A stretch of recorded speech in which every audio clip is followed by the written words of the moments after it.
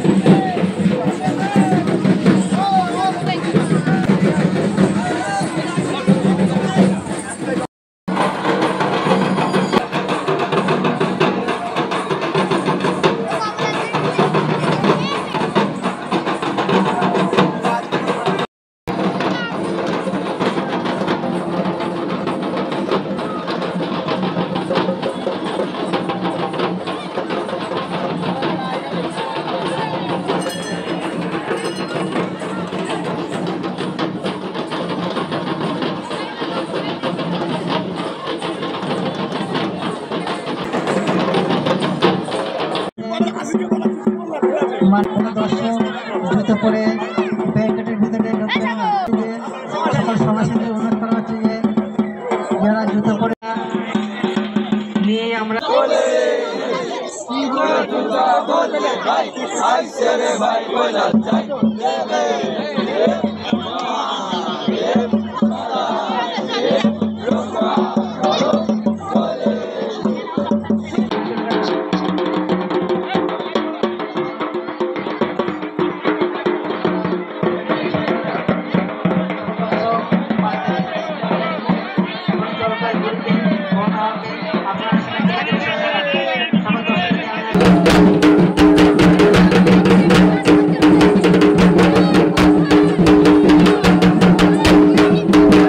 সকল দর্শক বাচ্চারা যেন জনতা করোনার সময়